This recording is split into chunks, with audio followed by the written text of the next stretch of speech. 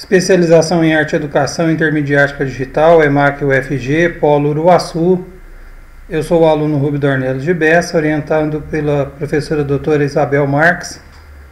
Tema problema com título de Cultura Digital e Educação, as performances culturais na escola e o papel do professor enquanto mediador do ato pedagógico crítico. Apresenta essa quarta versão do DICC-TCC, com as alterações e considerações que a senhora disponibilizou na terceira versão em formato PDF, em função de problemas para veiculação do vídeo. Eu mantive aqui na estrutura do texto as três questões deixadas na segunda orientação, porque eu acrescentei as perguntas que a senhora deixou na terceira versão no formato PDF. As questões são as seguintes. Em primeiro lugar, pensar o grande nó da questão do sistema público e privado, que é a questão da formação de professores. Segunda questão é o desempenho do professor diante das transformações radicais do advento das novas tecnologias nas vivências de espaço, corpo e meio, dentro e fora da escola. Terceira questão refere-se ao fato de como exercer o diálogo e a mediação do professor para que este processo se efetive. A performance, as novas mídias e a questão da cultura digital na formação desse professor. Como eu expressei no vídeo anterior, a tentativa de responder essas questões eu planejei aqui em 3 blocos para esclarecimento. E posteriormente eu vou readequar, considerando também as perguntas deixadas na orientação anterior. A formação de professores deve ser pensada no contexto social em que ocorre, e a situação de constante transição e do ritmo acelerado devido à nova configuração político-econômica do mundo, como nos diz Castells, 1999, página 22, houve uma mudança significativa no modelo produtivo capitalista, com o advento das tecnologias, imprimindo o uso da tecnologia em diversos setores de nossa sociedade, inclusive na escola. Para Castells, temos um novo sistema de comunicação, que fala cada vez mais uma língua universal e digital. Tanto está promovendo a integração global da produção e distribuição de palavras, sons e imagens de nossa cultura, como personalizando-os ao gosto das identidades e humores dos indivíduos. As redes interativas de computadores estão crescendo exponencialmente, criando novas formas e canais de comunicação, moldando a vida e ao mesmo tempo sendo moldadas por ela. A nova cultura é a cara do mundo digital, líquida, mutante, mais participativa. A tecnologia condiciona as estruturas comunicativas no cenário da cultura digital. O audiovisual, que integra voz, imagem e som, movimento, textos, dados, convergindo para a formação de uma rede comunicativa mundial.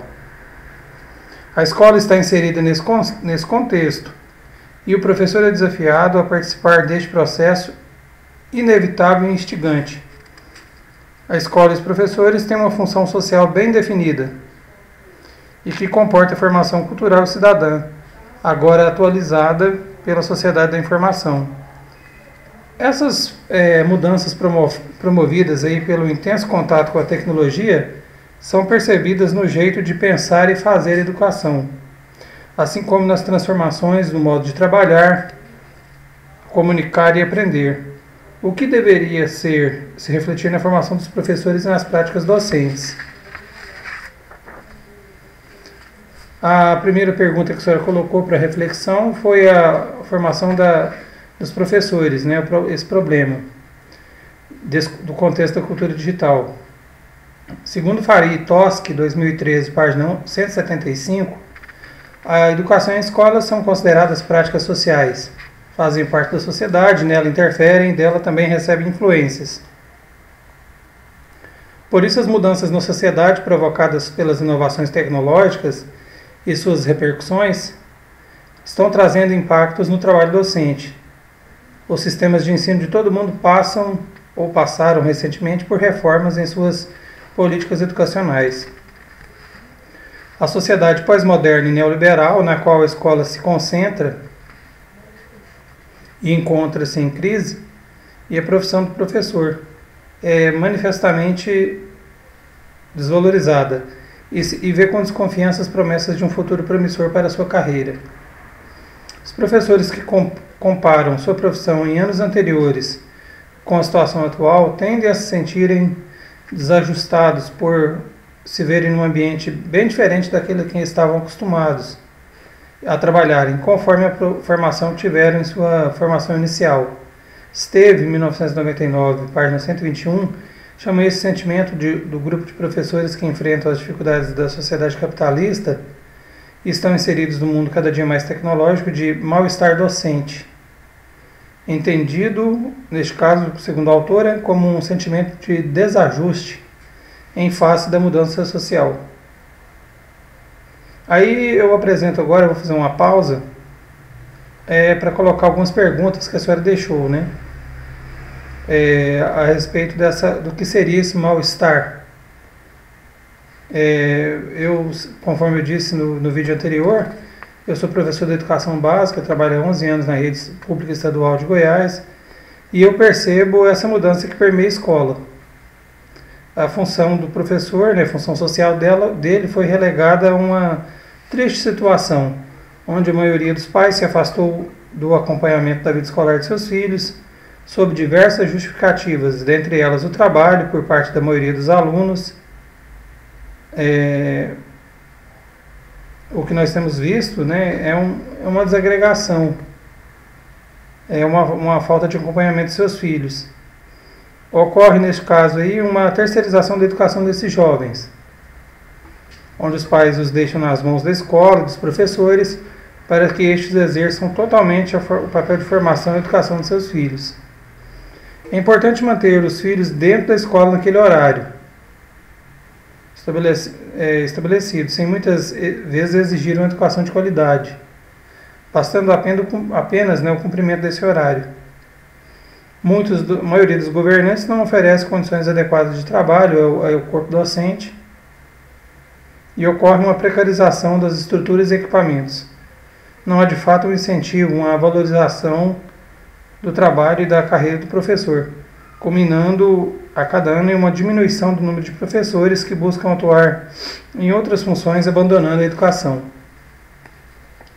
No bojo dessa discussão, eu destaco o papel do professor diante dessas mudanças, a reação da sociedade com o trabalho do professor e as formas de superar este mal-estar, dentre elas a formação docente. Segundo Esteve, é preciso evitar desajustamento e desmoralização do professorado, pois o ensino de qualidade torna-se cada vez mais imprescindível. Houve um aumento nas exigências do trabalho docente, e não há como professores recusarem-se a acompanhar essas mudanças, o que impõe a necessidade deles se integrar nessa nova dinâmica social e aos novos conteúdos do trabalho docente. Dentre eles, a questão do uso da informática, da tecnologia, das redes sociais, da internet.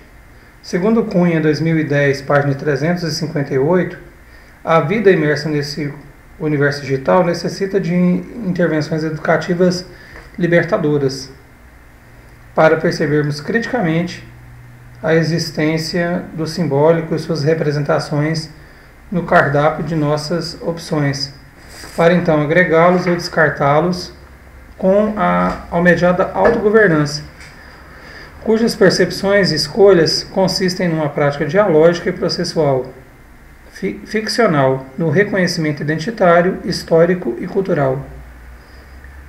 A cultura digital, segundo Pierre Levy, confere a ela o status de revolução, a quarta revolução da comunicação humana. Para ser mais preciso, as três primeiras seriam a invenção da escrita, do alfabeto e da imprensa. Neste momento eu faço mais uma pausa para transcrever uma pergunta que a senhora deixou na terceira mediação.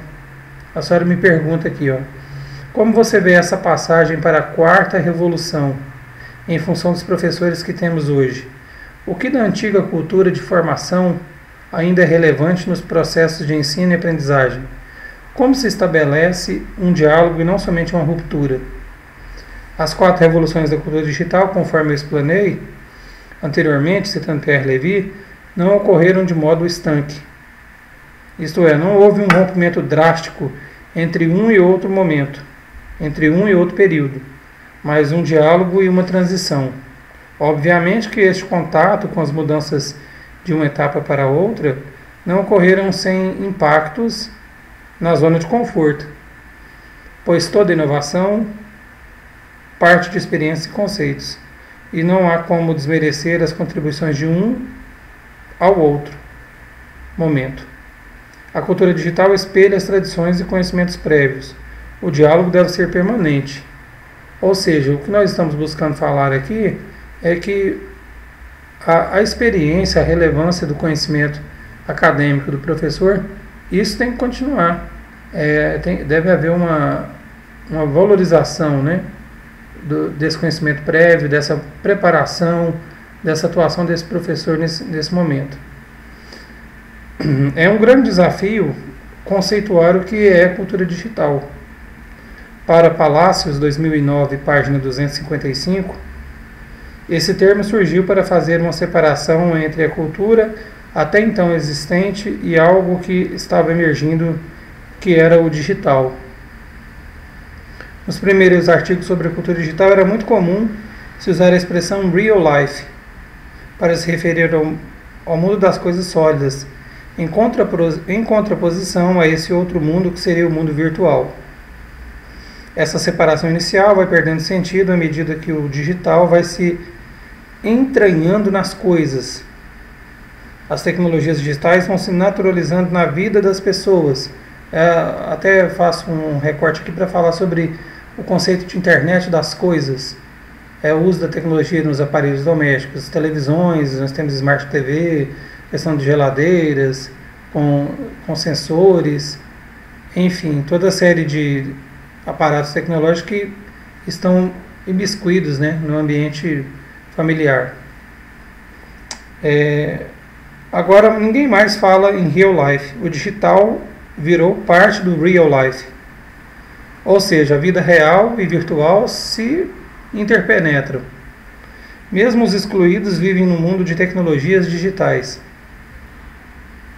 A pessoa passa a usar um cartão de banco para receber a sua aposentadoria rural. Isso é parte da digitalização do mundo, segundo Palácios. Códigos numéricos, redes complexas são acionadas cada vez mais que uma operação dessa é realizada. É um digital que se transfere a todos esses equipamentos coletivos que nós utilizamos como parte do nosso dia a dia. A segunda questão que a senhora coloca, das anteriores, é sobre o desempenho do professor diante dessa transformação radical do advento das novas tecnologias, nas suas vivências de espaço, corpo e meio, dentro e fora da escola. A respeito da formação de professores e o uso das mídias, é necessária uma formação específica e constitui um enorme desafio.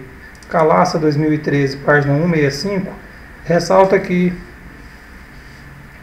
a utilização das tecnologias de informação e comunicação, as TICs, não se sustenta no mero caráter instrumental, nem no encantamento, no fascínio pelos equipamentos, pois a entende como comunicação, um processo que os sujeitos interagem a partir de sua cultura. Modificam-se uns aos outros e constroem conhecimento nas interações. É necessário pensar a formação de professores para o uso de novas mídias, pela comunicação mediada pelo computador, que nós chamamos aí de CMC, né, a sigla, inseridas nessa cibercultura. Para a promoção efetiva dessa formação do uso das mídias, né, Calaça, 2013, página 166, defende o desenvolvimento de um olhar crítico do leitor com relação às mídias, tendo como aporte as mediações entre os processos educativo e comunicativo. Aí, professora Isabel Marques, é que entra a questão desse imigrante, né, que eu coloquei anteriormente, que no caso é o professor.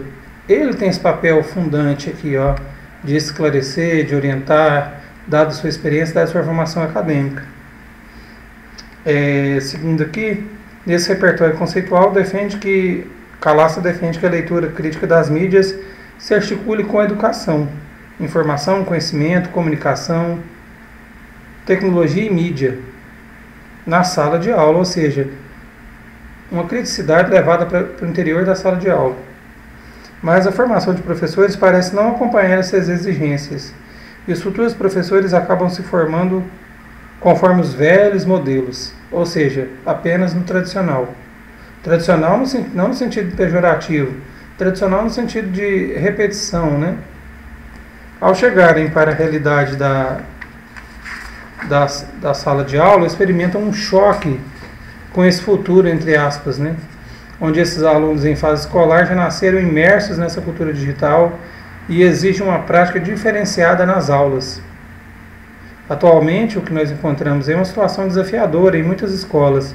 De um lado, existem os alunos ambientalizados com a cibercultura, pois já nasceram nela. De outro, professores que pouco dominam os artefatos digitais. E assim instaura-se a seguinte problemática, conforme Prensky, 2001, na página 4, nos diz que os imigrantes, né, digitais, que são os professores, tentam ensinar nativos digitais, alunos. Os professores de hoje têm que aprender a se comunicar na língua e estilo de seus estudantes. Isso não significa mudar o significado do que é importante, ou das boas habilidades do pensamento, mas isso significa ir mais rápido, menos passo a passo, mais em paralelo, com mais acesso aleatório, entre outras coisas. Aí eu vou fazer outra pausa para responder uma pergunta que você deixou na terceira mediação. A senhora me perguntou aqui, no caso, como esse imigrante, esse professor, né, que é o imigrante digital, o que ele tem a contribuir de fato com esses nativos, que não seja somente alimentar trajetos pessoais, ou seja, apenas uma cultura letrada impressa do professor deve ser esquecida, descartada? Bom, eu vou tentar ser um pouco mais claro nessa explicação, pois não devemos simplesmente adotar uma postura de substituição do, entre aspas, novo em substituição ao, entre aspas, velho. Ou seja, não há uma intencionalidade de minha parte de desqualificar a cultura, o conhecimento sistematizado que o professor possui. Na verdade, é o contrário. A norma padrão culta da linguagem, bem como o conjunto de saberes próprios da formação acadêmica do professor devem ser respeitados. A tecnologia não é um mata-borrão que simplesmente apaga todo o arcabouço científico que é imprescindível à formação dos jovens nativos digitais. Ou seja, não é pelo simples fato de eles estarem imersos nessas tecnologias que lhes confere um status, né, de superioridade. Não é isso. E nem de inferioridade por parte dos professores. Vejo como necessária a educação crítica em relação ao meio, à mídia, ao conteúdo, ao uso dessas novas tecnologias, pois o fato do aluno possuir mais conhecimento técnico, como eu disse anteriormente, não deve assustar. A análise crítica do potencial e dos limites da cultura digital cabe ao professor. Ele tem que desenvolver uma familiaridade com esse novo universo. Ele inicia a capacitação para reflexão. De acordo com Freire, em 1993, reconhece a necessidade da apropriação pelos educadores dos avanços científicos do conhecimento humano, que possam contribuir para a qualidade da escola que se quer. Ou seja, não é que ele vai desmerecer a sua aprendizagem, a sua formação, mas ele vai se inserir nesse contexto da cultura digital, aprendendo a utilizar essas ferramentas computacionais, esses aparatos, esses aplicativos, para poder contribuir com o aluno. Ou seja, as novas mídias devem ser vistas como uma ferramenta, um meio e não um fim para ensinar. Elas são um suporte pedagógico para construir uma outra vivência em sala de aula, novas possibilidades. A terceira questão que a senhora formulou refere-se ao fato de como exercer o diálogo e a mediação do professor para que esse processo se efetive. A questão da performance, das novas mídias e a cultura digital na formação do professor. Vamos conceituar primeiro, né, o que é performance. Segundo Schechner, 2006, na página 2, propõe que as performances marcam identidades, dobram tempo, remodulam e adornam o corpo, e contam histórias, performances de arte, rituais ou da vida cotidiana. São comportamentos restaurados, comportamentos duas vezes experienciados, ações realizadas para as quais as pessoas treinam e ensaiam. A mediação em sala de aula é promovida pelo professor, não o colocando na perspectiva de um super professor que consciente e crítico de tudo, que dá conta de tudo, de toda essa narrativa. Ou vindo com a narrativa redentora, né, que vai salvar tudo, que ele vai conseguir resolver tudo, porque ele é o professor. Antes nós devemos ter um comprometimento que é necessário para imprimir essa mudança social. Conforme vimos em Gustavo Fishman e Sandra Regina Salles, 2010, página 14, ter esperanças de um futuro melhor e mais justo para nossas escolas e sociedade não é uma atitude problemática per si. Entretanto, noções de esperança que se estruturam em uma narrativa redentora, de heroísmo individual, de um super professor, é uma esperança sem efeito. Aí os autores citam o exemplo de Nancy para apontar que o reconhecimento de nossas salas de aula devem oferecer não apenas uma análise teórica consistente, fundamentada por ideais críticos de justiça e democracia, mas também valorizar concretamente e reconhecer a importância das experiências vividas por nossos alunos, inclusive quando suas esperanças são o resultado das contradições do sistema que gostaríamos de mudar. Ou seja, o que se vê aqui é que não há esse ambiente ideal, teórico. O que se vê na prática de sala de aula são as múltiplas diferenças, as inter-relações entre esses jovens, as dificuldades que eles vivenciam e a necessidade do professor trabalhar esse conteúdo trazendo para a vivência prática. E ainda mais quando se fala da questão da cultura digital. Ou seja, ele não deve apenas negar a influência dessas novas mídias, ele deve aprender, né, a utilizar essas mídias como uma ferramenta de trabalho.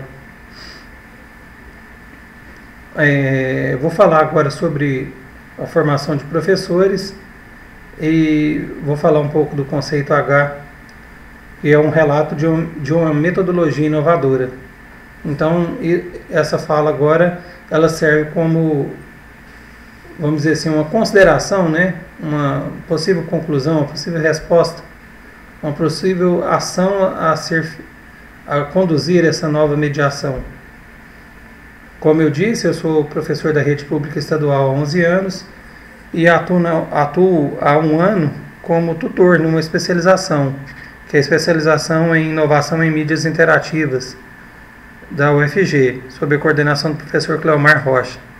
Lá nós temos turmas que são mistas, comportando 30 alunos, sendo 15 vagas para professores da educação básica e 15 vagas de alunos da comunidade em geral. Consiste em uma modalidade de formação que utiliza a educação à distância, EAD, e pretendo utilizar como estudo de caso aqui nesse meu problema nesse meu trabalho, né, de conclusão de curso.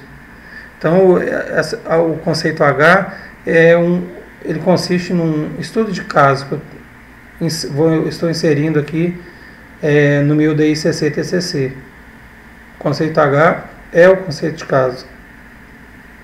É a primeira especialização lato sensu que utiliza um método chamado PBL. A sigla significa Problem Based Learning, e o conceito H.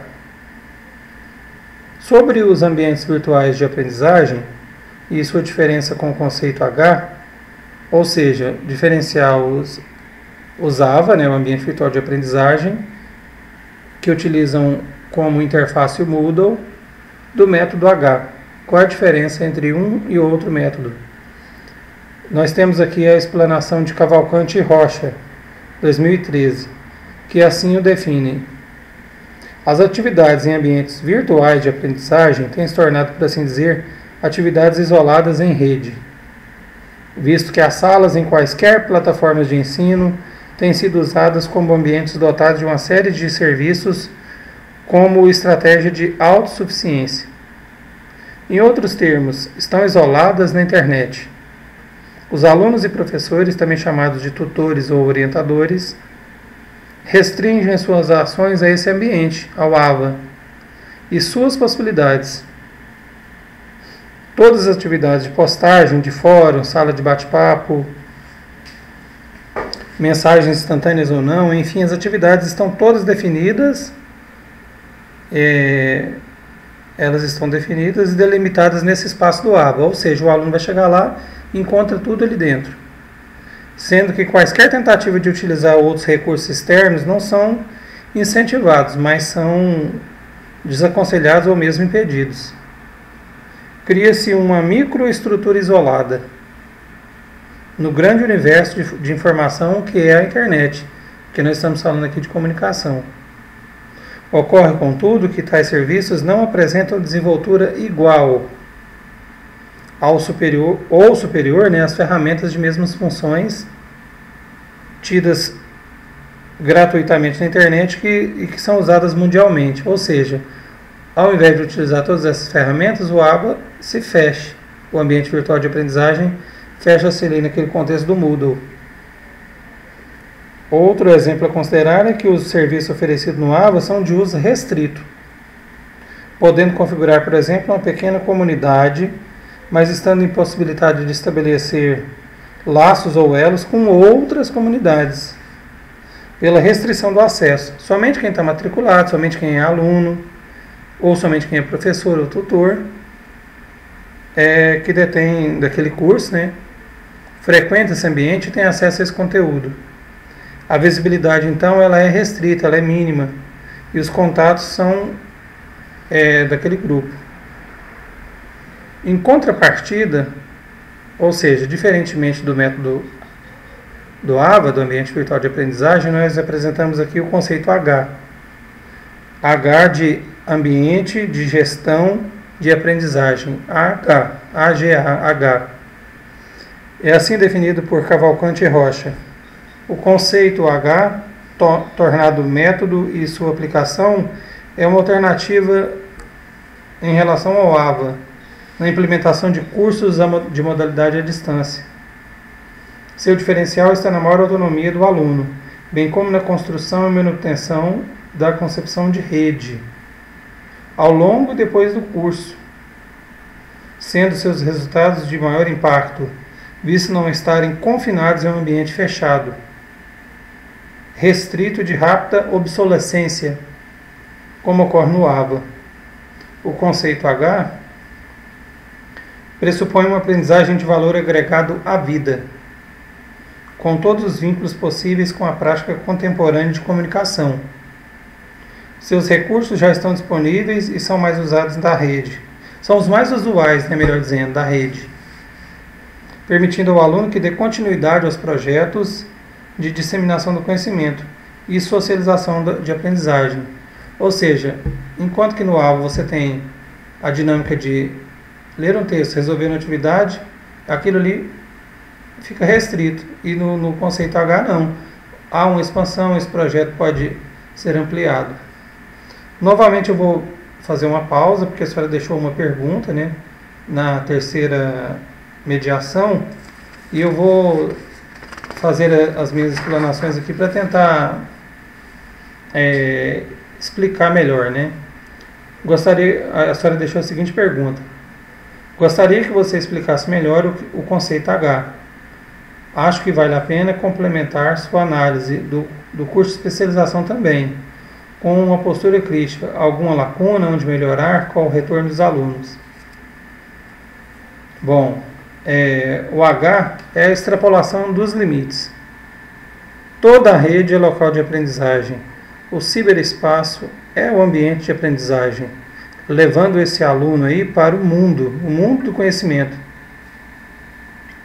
Ao passo que o AVA simula o ambiente da sala de aula.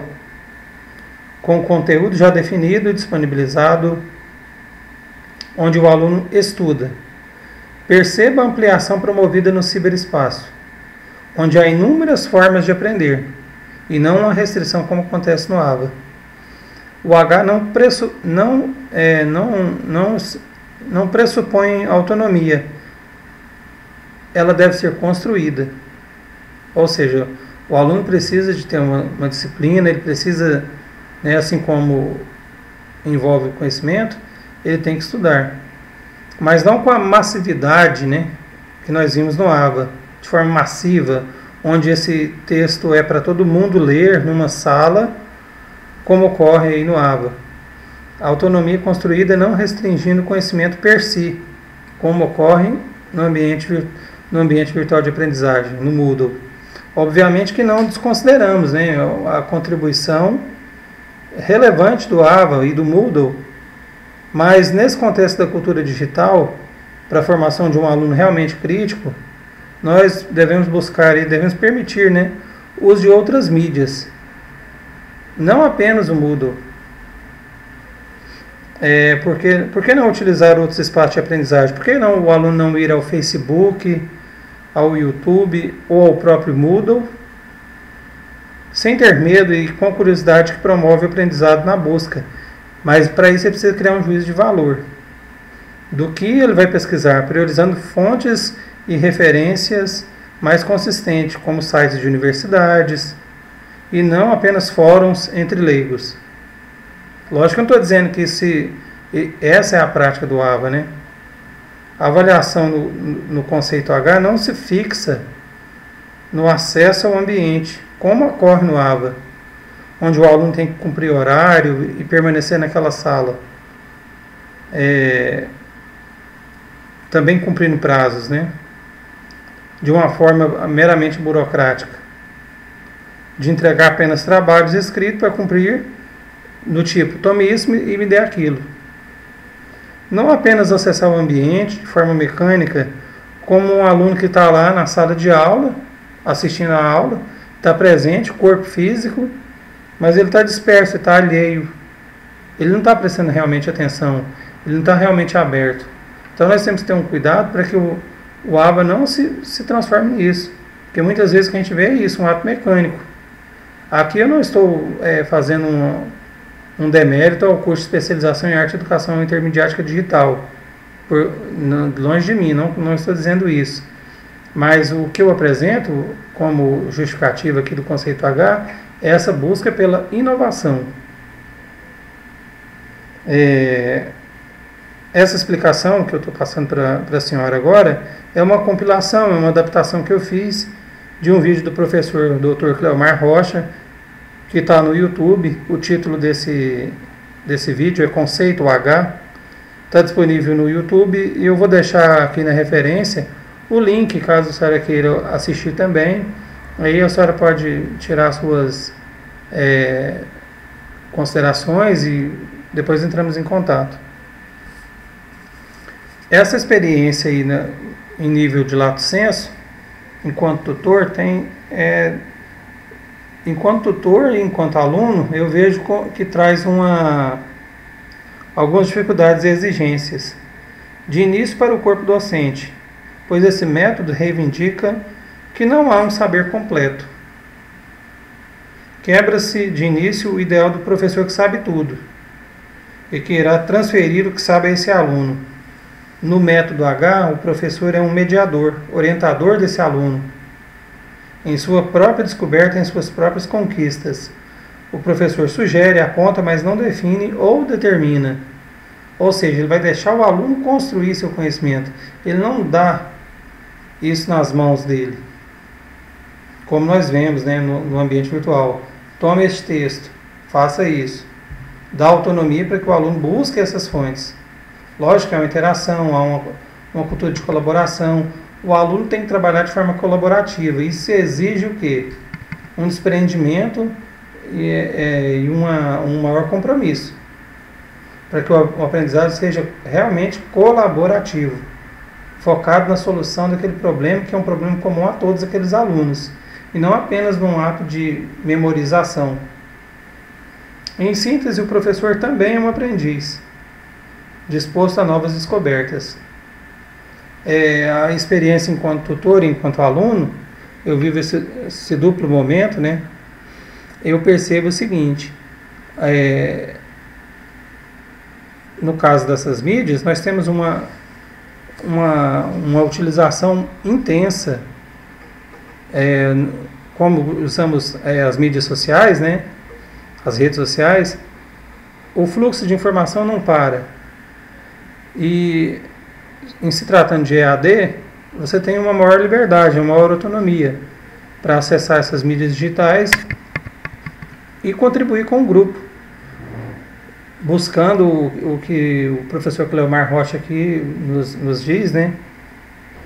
Enfim, o uso da comunicação para ser algo fundante do que é o famoso conhecimento. Nós necessitamos, então, ampliar, né, essas possibilidades de aprendizagem, e o uso das tecnologias vem somar a isso. No nosso caso aqui da especialização em arte, educação intermediática digital, lógico que nós temos uma inovação presente. Olha essa metodologia de realizar esses vídeos, gravar esses vídeos que nós sempre fazemos. Isso também traz um amadurecimento para todos nós, enquanto alunos, enquanto professores. A questão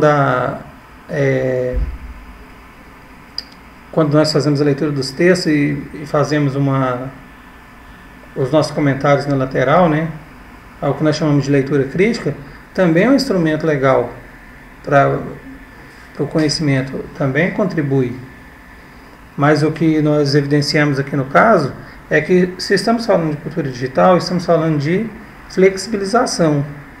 Então, podemos ponderar, né? Então, essas metodologias, elas não são estanques. Uma pode contribuir sim com a outra. Eu não disse anteriormente, mas esse conceito H, o PBL, ele tem em sua metodologia o uso da zona de desenvolvimento proximal, de Vygotsky, e muitos dos conhecimentos de Piaget. Então, a sua base pedagógica, vamos dizer assim, né, está fundamentada nessas teorias. Ou seja, nós vamos ampliar, nós vamos contribuir. O aluno ele tem 4 avaliações, modular, progressiva, ou seja, a participação dele é vista enquanto de forma individual ou de forma coletiva. O uso dessas novas mídias, a interação, o quanto ele contribuiu de fato. Então nós não temos aquela formação de uma zona de conforto. Tudo é novo, tudo é diferente. Tudo que é sólido, né, se desmancha no ar, como diria já disse, né, o Marx. Nós temos aqui uma necessidade da interação permanente, de forma a construir o que nós chamamos aí de conhecimento. Ok? Bom, para esse vídeo, que é a 4ª mediação, eu me esmerei aqui tentando responder as questões que a senhora deixou, professora Isabel. Eu espero ter sido um pouco mais claro. Juntamente com esse vídeo, eu estou entregando o trabalho transcrito e aguardo a correção da senhora e a possibilidade de podermos continuar no aprimoramento desse trabalho, tendo em vista a qualidade, né, que nós temos que atender dentro da nossa especialização de arte e educação intermediática digital, como a professora Fernanda Pereira Cunha sempre nos coloca desde o início. Nós temos que ser um aluno que faz a diferença, um professor que vai fazer a diferença na sala de aula. Então, se eu tanto falo em cultura digital, não transformando esse professor num robô, né? Ele vai ter que ter uma análise crítica. E essa especialização tem permitido isso, tem contribuído muito na minha formação, eu tenho aprendido muito. Em certo sentido, eu posso dizer assim que é uma experiência que ela não tem apenas uma colocação apenas para o professor. É uma ideia muito bem sacada, é uma especialização que contribui muito, e eu estou a fim de fazer, né, de dar continuidade aos meus estudos e fazer um doutorado na área de performances culturais. Quem sabe, né? Sonhar não custa nada. Então é isso, eu deixo os meus agradecimentos. Boa noite.